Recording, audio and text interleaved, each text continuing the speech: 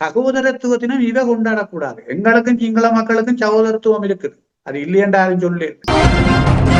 தமிழர்களும் சிங்களவர்களும் சகோதரத்துவமாகத்தான் இருக்கிறோம். ஆனால் அந்த சகோதரத்துவத்துக்கு பகையாயும் முட்டுக்கட்டையாயும் இருக்கிறது மாறி மாறி வார இவர்களை போன்ற அரசியல்வாதிகளும் பௌத்த பீடத்தில் இருக்கிற பெரியாக்களும் தான் அதுக்கு தடையா இருக்கிறோம். இனவாதிகள். உள்நாட்டுக்கு நீதி இல்லை. அது எந்த ஆட்சியாளர் வந்தாலும் வரும்போது கதைப்பார்கள், நீதி கொடுப்போம் அது செய்வோம் என்று. ஆட்சி கதிரைக்கு ஏறிய பிறகு அவை எதுவும் நடப்பதற்கான வாய்ப்பில்லை.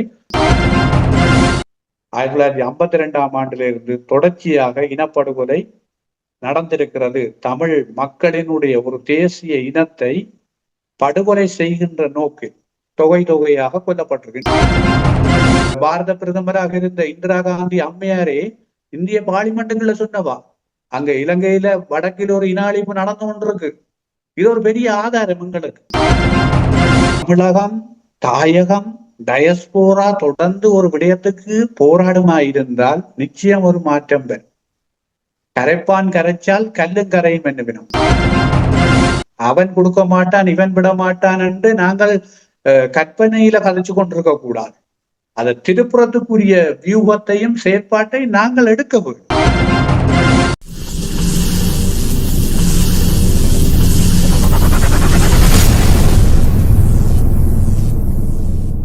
அன்பான உறவுகளுக்கு வணக்கம். நீங்கள் பார்த்து கொண்டிருப்பது STS தமிழ் தொலைக்காட்சி. STS தமிழ் தொலைக்காட்சியில் வார வாரம் இடம்பெற்றுக் கொண்டிருக்கின்ற அரசியல் ஆய்வுக்களத்தோடு இணைந்திருக்கின்றோம். அரசியல் ஆய்வுக்களத்தில் எங்களோடு இணைந்திருக்கின்றார் வரலாற்று ஆசிரியரும், அது மட்டுமில்லாமல் வடக்கு மாகாண சபையின் முன்னாள் உறுப்பினரும், இன்னும் அரசியல் ஆய்வோடு பல்துறைப்பட்ட பொது செயற்பாடுகளில் இருக்கின்ற சபாகுவதாஸ் அவர்கள் இணைந்திருக்கின்றார். வணக்கம் சபாகுவதாஸ் அவர்களே. வணக்கம் தேவாண்ணா, நேயர்கள் அனைவருக்கும் வணக்கம். வழமை போலவே நாங்கள் பார்க்கின்ற முக்கியமான நாயக விடயத்தில் அங்கே நீங்கள் கண்ணுடாக பார்த்த பார்வை, அரசியல் பார்வை. ஸ்ரீலங்காவில் பாராளுமன்றத்தில் நேற்றைய தினம் பேசு பொருளாக இருந்தது சம்பந்தன் ஐயாவினுடைய நினைவு சம்பந்தப்பட்ட உரைகள் தான் அங்கு பெரும்பாலும் இடம்பெற்றிருந்தன. அதில் பல்வேறு கருத்துக்கள் பல தரப்பினராலும் பேசப்பட்டது. அதில் மிக முக்கியமான விடயம், தேசிய மக்கள் சக்தியினுடைய அமைச்சர் பிமல் ரத்நாயக்கா அவர்கள் ஒரு கருத்தை சொல்லியிருந்தார். இலங்கையினுடைய ஜனாதிபதியாக அல்லது பிரதமராக இருந்திருக்கக்கூடிய தகுதி இருந்தவர் என்று அவர் சொல்லியிருந்தார். உண்மையிலேயே இதிலே ஒரு வேடிக்கையான விடயமும் இருக்கிறது. அதே நேரம் அவருடைய அந்த நினைவு பேருரையில் அவர் ஆற்றியிருப்பதனால் அதை பற்றி நாங்கள் பெரிய அளவுக்கு விமர்சிக்காவிட்டாலும் அது தொடர்பாக நாங்கள் தொடர்ந்து வருகிற விடயத்தில் கதைக்க வேண்டும். அதே நேரம் திருகோணமலை, தமிழர் தாயகத்தில் திருகோணமலை மூதூர் பகுதியில் ஒரு மனித புதைகுழி ஒன்று கண்டுபிடிக்கப்பட்டிருக்கிறது.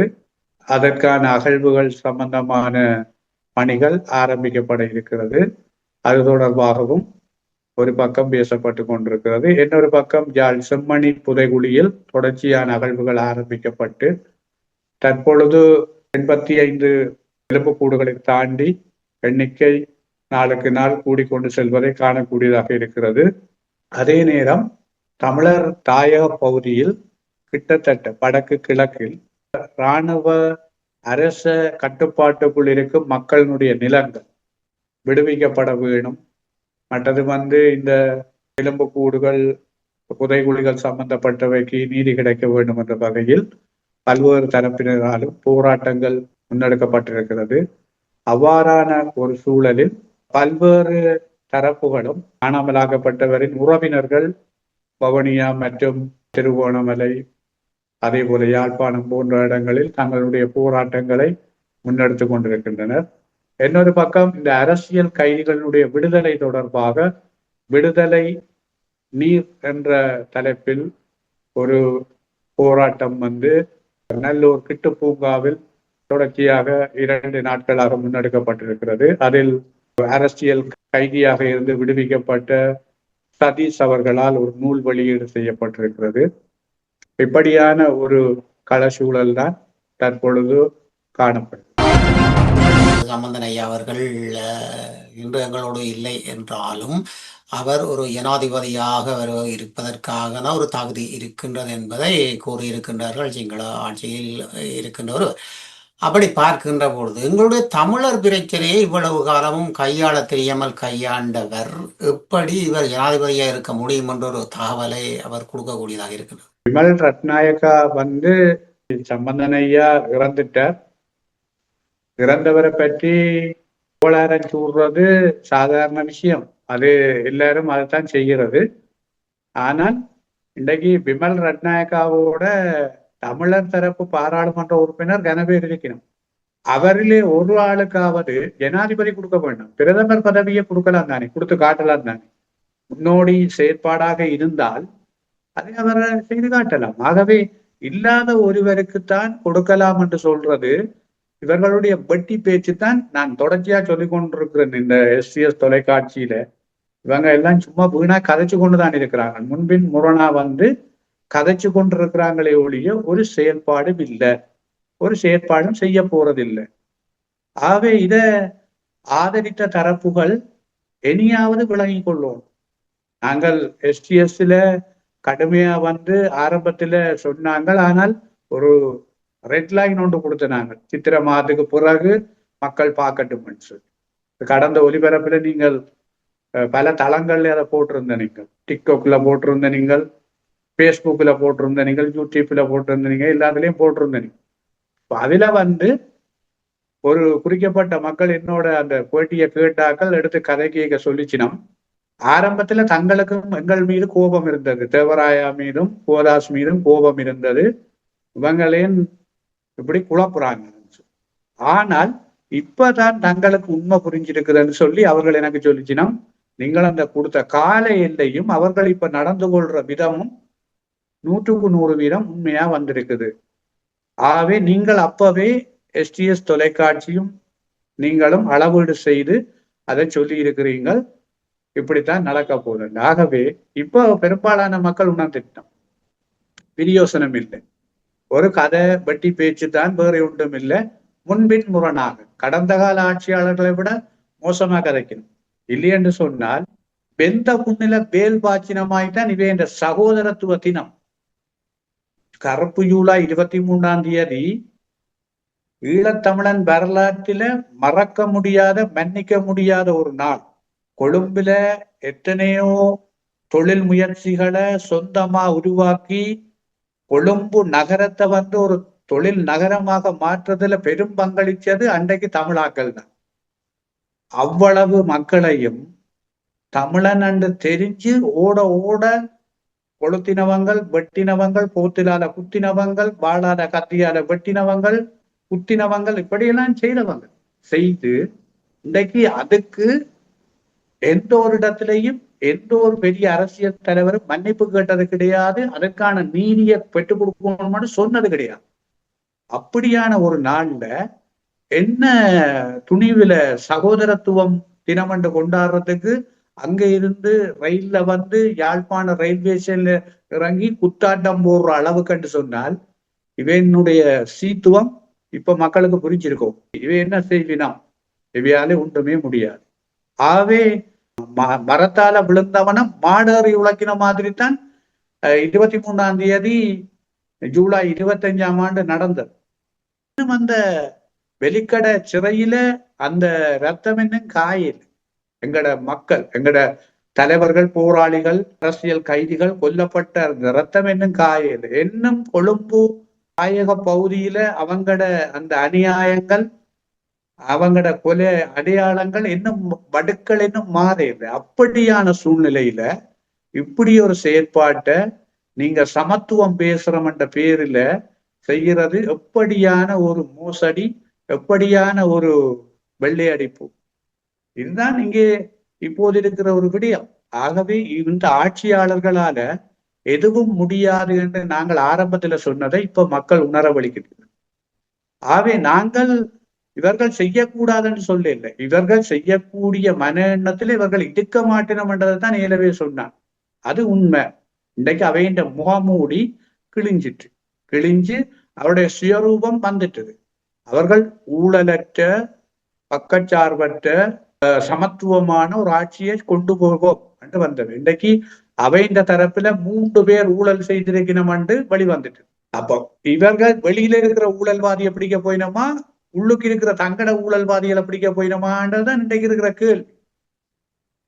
ஆகவே இந்த விவகாரத்துல அவர்கள் நடந்து கொள்ளுகிற விதம், அதை விட இன்றைக்கு புதுசா அறிவிச்சிருக்கிறார் பிமல் ரட்நாயக்கா, தாங்கள் அக்டோபர் மாதம் இலங்கையர் தினம் கொண்டாட போயிடும்.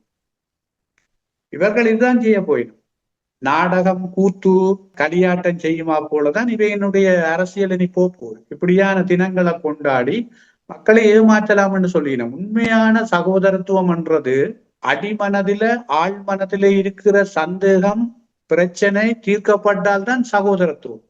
சகோதரத்துவத்தினும் இவ கொண்டாடக்கூடாது. எங்களுக்கும் சிங்கள மக்களுக்கும் சகோதரத்துவம் இருக்குது, அது இல்லையென்றாலும் சொல்லி.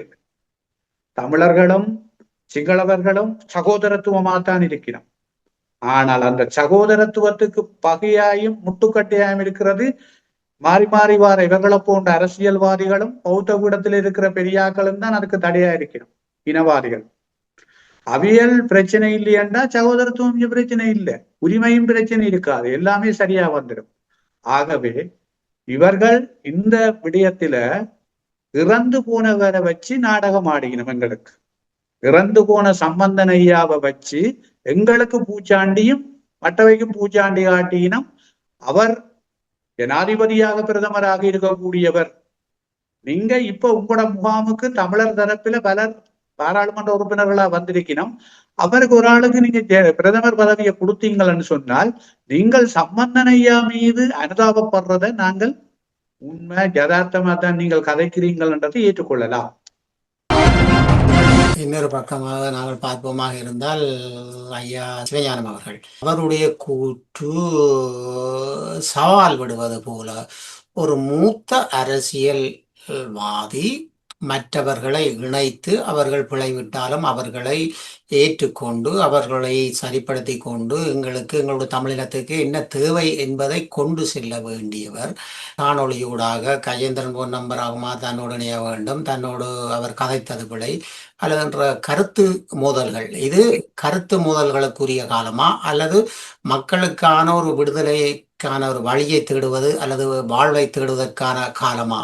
என்னை பொறுத்தவரையில ஜனநாயக அரசியல் என்பது கலந்துரையாடல் தான். அது ஆயுதங்கள் இல்லாமல் கலந்துரையாடல் மூலம்தான் அந்த ஜனநாயக அரசியலை கட்டி வளர்க்க இயலும். ஆகவே அதுல கலந்துரையாடல் செய்கிறது ஒரு தெளிவு வரும் வரை நாங்கள் பல தடவை கலந்துரையாடல் செய்ய வேண்டி வரும். ஒரு தடவையில கலந்துரையாடல்ல எட்டிவிட முடியாது. அப்படி எட்டிவிட முடியும் என்றால் இன்றைக்கு நிறைய பிரச்சனைகளை நிறைய நாடுகள்ல இருக்க முடியும். ஆகவே அது ஜனநாயகம் என்றதின் அடிப்படை விளக்கம் என்பதுதான் இதுக்கு முக்கியமான காரணம். என்ன பொறுத்தவரையில ஜனநாயகத்தின் அடிப்படை கலந்துரையாடல். அந்த கலந்துரையாடல ஒரு தெளிவு ஒரு தீர்வு வரும் வரையில் நாங்கள் கலந்துரையாடலை தொடர வேண்டும். மற்றது ஒரு பொது நிலப்பாட்டுல நாங்கள் கலந்துரையாடுறோம்னு சொன்னால் அதில நாங்கள் கோபிச்சு கொள்றதுக்கோ அல்லது நாங்கள் புறக்கணிச்சு கொள்றதுக்குள்ளோ நாங்கள் முதல் அந்த நிலப்பாட்டை எடுத்துக்கொள்ளவே கூடாது. அதாவது தனிப்பட்ட விஷயத்துக்கு போனா கூட நாங்க எடுத்தெடுப்புல எதையும் புறக்கணிச்சு விடக்கூடாது, நிராகரிச்சு விடக்கூடாது.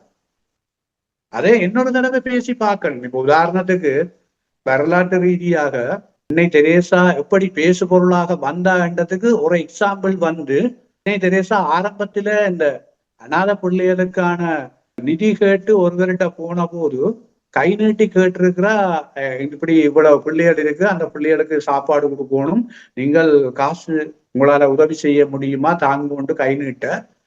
அவர் அந்த கை நீட்டுகிற போது எதிரே நின்ற நபர் அவருடைய கைக்கு துப்பி இருக்கிற, எச்சிலால துப்பி இருக்கிற. அவ உடனே அந்த கையை எடுத்து பொத்தி பின்வாங்கி கொண்டு இது எனக்கு அந்த பிள்ளைகளுக்கு தாங்கொண்டு மற்ற கையை நீட்டி இருக்கிறார்.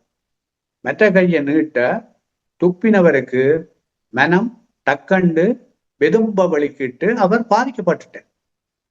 உடனே அவர் சரணாகதி அடைஞ்சு அவ உள்ளுக்கு கூட்டி கொண்டு போய் அவருக்கு தேவையான பணத்தை பின்னால கொடுத்தார் என்று அவதான் வாயால சொல்லி இருக்கிறார் தன்னுடைய வளர்ச்சி எப்படி ஏற்பட்டது. அதே ஜனநாயக அரசியல்ல வந்து அதுக்கும் பொது இனத்தினுடைய பொது அரசியலுக்கு வந்து நின்று கொண்டு பொது வாழ்வுக்குள்ள இருந்து கொண்டு இனத்தின் பிரச்சனையை தீர்க்கிறோம் ஒற்றுமைப்படுத்துறோம் என்று நாங்கள் வந்துட்டு நாங்கள் பேச்சுவார்த்தை என்ற விஷயத்துக்கு போயிட்டு நாங்கள் அதை விமர்சிக்கிறதோ அல்லது அது தொடர்பான முரண்நகையான செயற்பாடுகளை செய்கிறதோ, நாங்கள் ஒரு ஆரோக்கியமான அரசியலை கட்டி வளர்க்கக்கூடிய சூழல்ல நாங்கள் இல்லை என்றாதான் அர்த்தம். என்னை பொறுத்தவரையில நாங்கள் இதய சுத்தியோட ஒரு இலக்கை அடைய வேணுமென்றா கண்டிப்பாக நாங்கள் பேசுற எதிர இருக்கிற தரப்பு முரண்பாடான தரப்பாக இருந்தாலும் அவை எங்களுடன் உடன்பட்டு வரக்கூடிய சூழல் வரும் வரை நாங்கள் பேசவும் பேசி மக்களுக்கு உண்மை நிலவரத்தை எடுத்து காட்டவும். இதுதான் முக்கியம். நான் நினைக்கல அப்படி புறக்கணிக்கிறதால அவையினுடைய பலவீனங்கள் தான் இதில் வெளிப்படும், அல்லது அதை விமர்சிக்கிறதால அவர்களுடைய பலவீனங்கள் தான் அதுல வெளிப்படும். அப்படி இருக்கக்கூடாது. எங்களுடைய தமிழர் அரசியலை பொறுத்தவரையில நாங்கள் தற்போது ஒரு கலந்துரையாடல் மூலம் கட்டி வளர்க்கக்கூடிய ஒரு சூழலை சரியா உருவாக்கும். இப்பொழுது செம்மணி போன்று பல பல இடங்களிலும் தமிழினத்தின் படுகொலை செய்து புதைக்கப்பட்ட இடங்கள் விரிவாக தேசியத்துக்காக போராடியவர்களும் மக்களும் அங்கே புதைக்கப்பட்டிருக்கின்றார்கள் என்பது நிரூபணம் ஆகின்றது. இந்த வேளையில் இந்த அரசு என்ன சொல்ல போகின்றது? இதுவும் தமிழினத்தின் அழிப்பு அல்ல என்று கூறப்போகின்றதா உலக நாடுகளுக்கு? இதை எவ்வண்ணம் அங்கு உள்ளவர்கள் அல்லது ஊடகங்கள் இதை பகிர்ந்து கொள்கின்றனர்? செம்மணி விவகாரம் சரி, இனி எங்கு புதைகுழிகள் தோண்டப்படுகிற போதும் வெளிவருகிற போதும் அதை எந்த ஆட்சியாளர்களும் அதற்கு உரிய முறையில் நியாயமோ அல்லது தீர்வோ நீதியோ உள்நாட்டுக்குள் பெற்றுக் கொடுக்கக்கூடிய மாதிரி இல்லை. அப்படியான சூழல் ஒருபோதும் இல்லை. அது இருந்திருக்குமாக இருந்தால் ஆரம்பத்திலேயே பிரச்சனைகளுக்கான தீர்வுகளை உள்நாட்டு நீதி பொறிமுறைகள் மூலம் எடுத்திருக்க முடியும். ஆகவே அவையெல்லாம் எல்லை தாண்டி விட்டன. ஆகவே இங்கு இருக்கிற செயற்பாடுகளுக்கு ஒரு சர்வதேச நீதி பொறிமுறையின் மூலம்தான் பாதிக்கப்பட்ட மக்களுக்கு நீதியை பெற்றுக் கொடுக்கலாமே தவிர அதற்கு இவர்கள் ஒத்துழைக்கவும், அதற்கு இங்கிருக்கிற ஆட்சியாளர்கள் ஒத்துழைக்கவும். அப்படி ஒத்துழைக்காவிட்டால் அதை தாண்டி ஒரு மூன்றாம் தரப்பு ஒரு சர்வதேசம் இதனை முன்னகர்த்த வேண்டும். அதன் மூலம்தான் நியாயம் கிடைக்குமே தவிர இவையெல்லாம் அவ்வப்போது பேசப்படுகின்ற ஒரு விடயமாகவும் அந்தந்த காலகட்ட பிறப்பில் இதனை இந்த உள்நாட்டு நீதிமன்றங்கள் மூலமாக கால இழுத்தடிப்பு செய்து அதை நீர்த்து போக செய்கின்ற ஒரு விவகாரமும் தான் இங்கு உருவாகுமே தவிர அதைத்தான் இவர்கள் செய்ய இப்போ முயற்சிக்கிறார்கள். அரோர தரப்பும் அதைத்தான் சொல்லுது, தாங்கள் இதை நீதிமன்றத்தின் ஊடாகத்தான் கொண்டு செல்ல போகிறோம் என்று. இது ஏலவே இந்த செம்மணி விவகாரம் நீதிமன்றத்தில இருந்துதான் சந்திரிகாவினுடைய அந்த ஆட்சி காலத்தில உடனடியாக அந்த கிருசாந்தி உள்ளிட்டோருடைய உடலங்கள் கிளறப்பட்டு எடுக்கப்பட்ட போது அது வழக்கு தொடுக்கப்பட்டு அந்த வழக்கில் குற்றஞ்சாட்டப்பட்ட இராணுவ சிப்பாய்களுக்கு மாணிக்க வாசகர் இளஞ்செழியன் நீதிபதி அவர்கள் மரண தண்டனை விதித்திருந்தார் அந்த நேரத்தில். அதுக்கு பிறகு யாழ்ப்பாணத்தில் இருந்த அந்த வழக்கு கொழும்பு நீதிமன்றத்துக்கு மாற்றப்பட்டு அங்கு அந்த மரண தண்டனை விதிக்கப்பட்ட அத்தனை இராணுவ சிப்பாய்களுக்கும் பொது மன்னிப்பு வழங்கப்பட்டு பிணையில் விடுவிக்கப்பட்டு. ஆகவே இப்படியான சூழல் தான். இதுதான் தொடர்மை ஒழிய உள்நாட்டுக்குள் நீதி இல்லை. அது எந்த ஆட்சியாளர் வந்தாலும் வரும்போது கதைப்பார்கள், நீதி கொடுப்போம் அது செய்வோம் என்று. ஆட்சி கதிரைக்கு ஏறிய பிறகு அவை எதுவும் நடப்பதற்கான வாய்ப்பில்லை. உள்நாட்டுக்குள் நீதி இல்லை என்பதை நாங்கள் முற்றும் முழுதாக புலம்பெயர்ந்த தேசத்தில் இருக்கிற மக்களும் தாயகத்திலே இருக்கிற மக்களும் சர்வதேசத்துக்கும் அது சார்ந்த நீதி பொறிமுறை சார்ந்த அமைப்புகளுக்கு நாங்கள் தெளிவுபடுத்த வேணும், தொடர்ந்து வலியுறுத்த. இனிவா காலங்கள் வருகின்ற போது ஏதோ ஒரு மூடியடைப்பு அல்லது ஏதோ ஒரு நாட்டுக்கு பிரச்சனை வந்துடும். இலங்கை அரசை பற்றிய விடயங்கள் பேசுகின்ற அந்த பேசுபொருள் வருகின்ற காலகட்டங்களில் வளமையாகவே எங்களுக்கு ஒரு இடையூறாக ஏற்படுகின்ற விடயம் பல நாடுகளில் பிரச்சனை நடக்கும். அந்த பிரச்சனைகள் முக்கியத்துவமாக இருக்கும். அப்படி இருக்கும் பொழுது இப்பொழுதும் சில சிக்கல்கள் இங்கே ஏற்பட்டு கொண்டிருக்கின்றது. இந்த ஜெனீவாவில் நடைபெறப் போகின்ற இந்த அமர்வில் எங்களுக்கு சாதகமாக ஏதாவது அவர்கள் முன்வைக்கக்கூடிய சாத்தியக்கூறு இருக்கின்றதா உங்களுடைய பார்வையில்? நீதி கிடைக்க வேண்டுமாக என்ன நாங்க போராடுவோம். இன்றைக்கு 2009 முதல் யுத்தம் நடந்து கொண்டிருக்கிற போது ஐநா வாசலில் புலம்பெயர்ந்த மக்கள் பல நாடுகளிலிருந்து விமானங்களில் வந்திறங்கி போராடி அந்த பனிக்கட்டிகள் குளிர்களுக்குள் மத்தியில் நின்று போராடி கொண்டு நின்றார். இன்றைக்கு ஏன் போராடல?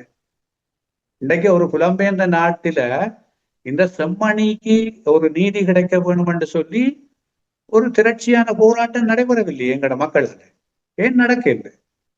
அதை இப்பதான் செய்யணும். இந்த நேரத்துல தான் இந்த போராட்டங்கள் முன்னெடுக்கப்படும். என்ன பொறுத்தவரையில டயஸ்போரா இப்பொழுது ஓய்ந்து விட்டது. தாயகத்துல நடக்கிற போராட்டங்களை விட வலி சேர்க்கிறதுக்கு இன்றைக்கு தமிழகத்தில் இருக்கிற உணர்வாளர்கள் சுருக்கமாக கொடுக்கிற அந்த அறிக்கைகளும் அவர்கள் இன்றைக்கு இந்த இன்றைக்கு தமிழ்நாட்டுல கூட ஒரு போராட்டம் நடந்தது. ஆனால் இன்றைக்கு டயஸ்போரால இருக்கிற எங்கட தமிழாக்கள் இன்றைக்கு அத்தனை நாடுகள்லையும் பெருமெடுப்பில இந்த போராட்டங்களை செய்வின வேண்டாம் ஒரே நாள்ல அது ஒரு பேசு பொருளாமா அந்த அழுத்தங்களை பிரயோகிக்கணும். ஏன் பிரயோகிக்கல இட்டவரை? அதுதான் இங்க இருக்கிற கேள்வி. அந்த அழுத்தங்களை பிரயோகம் இன்றைக்கு அணையா விளக்கு போராட்டம் ஐக்கிய நாடுகள் மனித உரிமை பேரவையினுடைய ஆணையாளர் வருகிற போது நடந்ததால அவர் இன்றைக்கு நானே பக்கத்துல நின்று அவட்ட கண் கலங்கி கண்ணீர் வடிந்தது அவட்ட கண்ணால. என்னண்டா அந்த நிலையை பார்த்த உடனே அவருக்கு மிக உணர்வு பூர்வமான ஒரு கவலையும் அங்கு ஏற்பட்டது. அந்த மக்களின் நிலைமையும் மக்கள் வேதனையையும் பார்த்து மக்களுடைய கூலங்களையும் பார்த்து அவர்கள் சரியான அப்படியொரு கவன திருப்பத்தை நாங்கள் கொண்டு வரோம். அந்த திருப்பத்தை கொண்டு வரேன்னு சொன்னால் என்ன பொறுத்தவரையில டயஸ்போரா தீவிரமாக இறங்கவும் இந்த விஷயத்துக்கு இந்த விடயத்துல தீவிரமாக இறங்கி போராடினால் திறக்காத கதவும் திறக்கும். நிகழ்ச்சி நிரல் மாறி வந்தாலும் மாத்தலாம். அது நீங்க சொன்ன மாதிரி ஜெனிவா விஷயம் வரைக்குள்ள புது புது விஷயங்கள் வந்தாலும் நாங்கள் எங்கட விஷயத்தை முதன்மைப்படுத்தணும் என்றால் அதை நாங்கள் பேசு பொருளாக்கணும். அதை கவனத்தை அந்த இடத்துக்கு கவனத்துக்கு கொண்டு போறதுக்கான சக்தியை நாங்கள் உருவாக்க நாங்கள் தமிழகம் தாயகம் டயஸ்போரா தொடர்ந்து ஒரு விடயத்துக்கு போராடுமாயிருந்தால் நிச்சயம் ஒரு மாற்றம் பெறும். கரைப்பான் கரைச்சால் கல்லும் கரையும் என்னவினும் அவன் கொடுக்க மாட்டான் இவன் விட மாட்டான் என்று நாங்கள் கற்பனையில கதைச்சு கொண்டிருக்க கூடாது. அதை திருப்புறத்துக்குரிய வியூகத்தையும் செயற்பாட்டை நாங்கள் எடுக்க வேண்டும். நாங்கள் எடுக்கவில்லை. இன்றைக்கு வெளிப்படையாக நான் இதை சொல்றேன். அதாவது புலம்பெயர்ந்த தேசத்துல இருக்கிற நாடுகள்ல இருக்கிற எங்கள மக்கள் ஒரே நேரத்துல செம்மணிக்கு ஒரு போராட்டத்தை செய்யும் அல்லது தமிழர் தாயகம் முழுவதுமே எலும்பு கூடுகளினுடைய புதைகுழிகளாகத்தான் இருக்கிறது. காணாமல் ஆக்கப்பட்டோரும் இறுதி போரில் சரணடைந்து காணாமல் செய்யப்பட்டோரும் அந்த மண்ணில் கொன்று புதைக்கப்பட்டிருக்கிறார்கள் என்ற விடயத்தின் அடிப்படையில் ஒரு பெரும் போராட்டம் வெடிக்குமாக இருந்தால் நிச்சயமாக அதுக்கு ஒரு மாற்றம் கொண்டு உருவாகும். நிறைவாக நாங்கள் பெறக்கூடியதாக இருக்கின்றது எங்களுடைய தமிழ் கட்சிகள் இந்த இன அழிப்பை பற்றி வலியுறுத்தி இன்னும் இவ்வண்ணம் பாராளுமன்றத்தில் பேசுவதற்கான வழிகள் இருக்கின்றது என்று நீங்கள் எதிர்பார்க்கின்றீர்கள்? நான் நினைக்கிறேன் இந்த விடயத்துல இப்போ ஒரு நிலப்பாட்டுக்கு வந்திருக்கிறோம். கஜேந்திரகுமார் தலைமையில கடைசியா இப்ப போன கிழமை பல்வேறு அமைப்புகள் எல்லாம் ஒன்று கூடி யாழ்ப்பாணத்துல கதைச்சிருந்தவ அரசியல் கட்சிகளினுடைய பிரதிநிதிகளும். அதுல கஜேந்திரகுமார் ஒரு விடயத்தை சொல்லியிருந்தார். அது உண்மையில அது நான் தொடர்ச்சியா சொல்ற விடயம் அதுதான். ஒரு பொறிமுறை ரீதியாக நாங்கள் இந்த விடயத்தில் உடன்பட்டு இனவழிப்பு நடந்தது என்றதை நாங்கள் தொடர்ச்சியா வலியுறுத்த வேண்டும். ஏனென்று சொன்னால் இன்றைக்கு இங்க தென்னிலங்கையில் இருக்கிற இனவாதிகளும் போர்க்குற்றம் அநியாயம் என்றுதான் அந்த கதையை கதைக்கணும். ஏனென்று சொன்னால் அது உலகளாவிய ரீதியில ஒரு வலுப்பெற்ற உரையாடலாக இருக்க போறதில்லை. அது போர் என்றால் போர்க்குற்றங்கள் நடக்கும், அநியாயங்கள் நடக்கும் என்றது அது சாதாரணமாக ஒப்புவிச்சு போட்டு போற ஒரு விடயமாகத்தான் இருக்கும். அதனால எங்களுக்கு நன்மை இல்லை, பாதிக்கப்பட்ட மக்களுக்கு நன்மை இல்லை. உண்மையில அங்க ஒரு இன அழிப்பு நடந்திருக்கு. இன்றைக்கு இன அழிப்பு நடந்தது நாங்க சொல்ல தேவையில்லை. இன்றைக்கு உலக நாடுகளினுடைய தலைவர்களை சொல்ல வலிக்கிட்டாங்க. உண்மையில இன்றைக்கு இந்த இடத்துல நான் கனடாவின் கன்சர்வேட்டிவ் கட்சி தலைவருக்கு நன்றி சொல்ல வேண்டும். அவர் தெளிவா சொல்லி இருக்கிறார். இனப்படுகொலை நடந்திருக்கு, இன அழிப்பு நடத்தி இருக்கணும். கருப்பு ஜூலா என்றது ஒரு இனவழிப்பின் அடையாளம் என்று அவர் சொல்லி இருக்கிறார். ஆகவே அது ஒரு பெரிய மாற்றம். இப்படியான மாற்றங்களை நாங்கள் கொண்டுருவோம். இப்படியான மாற்றங்கள் வந்தால்தான் எங்களுக்கான நீதியின் கதவு திறக்கிறதுக்கான வாய்ப்புகள் வரும். ஆகவே நாங்கள் இந்த விடயத்துல நாங்கள் தெளிவா இருப்போம். இனவழிப்புத்தான் நடந்ததுன்றதை நாங்கள் தொடர்ந்தும் வலியுறுத்த வேண்டும். அதுல பாராளுமன்றத்துக்குள்ள தொடர்ச்சியாக தமிழ் தேசியம் சார்ந்த பாராளுமன்ற உறுப்பினர்கள் இப்பொழுது பேசிக் கொண்டிருக்கணும். அநேகமாக எல்லோருமே அந்த ஒரு நிலப்பாட்டுகள் வந்திருக்கணும். அது ஒரு பெரிய வெற்றி எங்களுக்கு. அதே நேரம் தாயகத்துல பல்வேறு இடங்கள்ல போராட்ட தரப்புகள் இனவழிப்புத்தான் நடந்ததுன்றதை தொடர்ச்சியாக சொல்லிக் கொண்டிருக்கணும். அதுவும் எங்களுக்கு ஒரு பெரிய வெற்றி. அது மாத்திரமல்ல, டயஸ்போரா புலம்பெயர் தமிழகத்தில் பல திரைப்பட இயக்குநர்கள், முன்னணி அரசியல்வாதிகள் எல்லோருமே, தேசிய உணர்வாளர்கள் எல்லோருமே அதை எடுத்து சொல்லுகிறார்கள். ஆகவே இந்த உரையாடலை நாங்கள் கட்டி வளர்க்கணும். இந்த உரையாடல் கட்டாயம் போன். அதாவது இதுவரை காலம் 1952ஆம் ஆண்டிலிருந்து தொடர்ச்சியாக இனப்படுகொலை நடந்திருக்கிறது. தமிழ் மக்களினுடைய ஒரு தேசிய இனத்தை படுகொலை செய்கின்ற நோக்கு ஒவ்வொரு சந்தர்ப்பங்களிலும் தொகையாக கொல்லப்பட்டிருக்கு. இன்றைக்கு 83ஆம் ஆண்டு ஜூலை கலவரத்துல 5000 மக்கள் கொல்லப்பட்டிருக்கணும்னு சொன்னால் அது அண்டைய சனத்தொகையோட ஒப்புடைகள் அது பெரிய இன அழிப்பு தான். அது இன்றைக்கு நாங்கள் நினைச்சு பார்க்க கூடாது. இன்றைய சனத்தொகையோட வச்சு ஒப்பிட்டு பார்க்க கூடாது. நாங்கள் தெளிவாக போகணும். நாங்கள் அதைத்தான் தெளிவுபடுத்தணும் மற்ற ஆக்களுக்கு. அன்றைய காலகட்ட பிறப்பில் இருந்த சனத்தொகையோட அது ஒரு பெரிய எண்ணிக்கை, அது ஒரு இன அழிப்பு. அன்றைக்கு பாரத பிரதமராக இருந்த இந்திரா காந்தி அம்மையாரே இந்திய பார்லிமெண்ட்டுக்குள்ள சொன்னவா, அங்க இலங்கையில வடக்கில் ஒரு இன அழிப்பு நடந்து கொண்டிருக்கு. இது ஒரு பெரிய ஆதாரம் எங்களுக்கு. ஒரு பாரத தேசத்தினுடைய பிரதமர் பார்லிமெண்ட்டுக்குள்ள சொன்ன விடயம். ஆகவே இந்த விடயங்களை நாங்கள் முக்கியத்துவப்படுத்தும். ஆகவே இனவழிப்புன்றது தமிழர் தாயகத்தில பாராளுமன்ற உறுப்பினர்களால மிக வலுவாக தற்போது பேசப்படும். நல்லது. மீண்டும் ஒரு முறை அரசியல் ஆய்வுகளத்தோடு கலந்து கொண்டு உணர்வு ரீதியாக நீங்கள் அன்றும் இன்றும் நேர்மையாக பல அரசியல் விஷயங்களை, தேவையான விடயங்களை கதைத்து வருகின்றீர்கள். அந்த வகையில் உங்களுக்கு நன்றிகளை கூறிக்கொண்டு மீண்டும் அடுத்த அரசியல் ஆய்வுகளத்தில் சந்திக்கும் வரை உங்களுக்கு விடைபெறுகின்றோம். நன்றி, வணக்கம். நன்றி தேவாண்ணா. நல்ல உறவுகளை நீங்கள் இதுவரை பார்த்தது அரசியல் ஆய்வுக்களத்தில் பேசுபொருளாக சபா கோதாஸ் அவர்கள் முக்கியமாக எங்களுடைய தேசியம் சார்ந்த விடயங்களும் அது சார்ந்த நன்மைகள் தரக்கூடிய விடயங்களையும் விழிப்புணர்வு விடயங்களையும் என்று எடுத்து வருவது வளமை. அதுபோன்று இந்த அரசியல் ஆய்வுக்களத்திலும் சிறப்பாக எடுத்து வந்தமைக்கு நன்றிகளை கூறிக்கொண்டு மீண்டும் அடுத்த அரசியல் ஆய்வுக்களத்தில் உங்களை சந்திக்கும் வரை உங்களுக்கு விடைபெறுகின்றோம். நன்றி, வணக்கம். சகோதரத்துவத்தினும் இவை கொண்டாடக்கூடாது. எங்களுக்கும் சிங்கள மக்களுக்கும் சகோதரத்துவம் இருக்குது. அது இல்லையென்றாலும் சொல்லு. தமிழர்களும் சிங்களவர்களும் சகோதரத்துவமாகத்தான் இருக்கிறோம். ஆனால் அந்த சகோதரத்துவத்துக்கு பகையாயும் முட்டுக்கட்டையாயும் இருக்கிறது மாறி மாறி வார இவர்களை போன்ற அரசியல்வாதிகளும் பௌத்த பீடத்தில் இருக்கிற பெரியாக்களும் தான் அதுக்கு தடையா இருக்கிறோம். இனவாதிகள். உள்நாட்டுக்கு நீதி இல்லை. அது எந்த ஆட்சியாளர் வந்தாலும் வரும்போது கதைப்பார்கள், நீதி கொடுப்போம் அது செய்வோம் என்று. ஆட்சி கதிரைக்கு ஏறிய பிறகு அவை எதுவும் நடப்பதற்கான வாய்ப்பில்லை.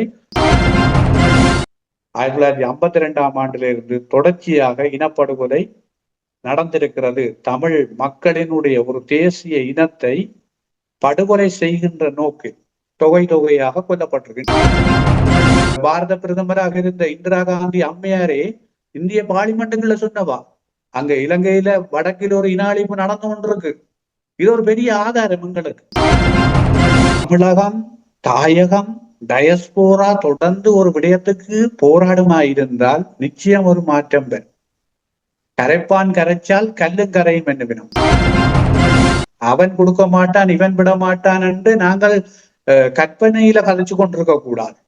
அதை திருப்புறத்துக்குரிய வியூகத்தையும் செயற்பாட்டை நாங்கள் எடுக்க வேண்டும்.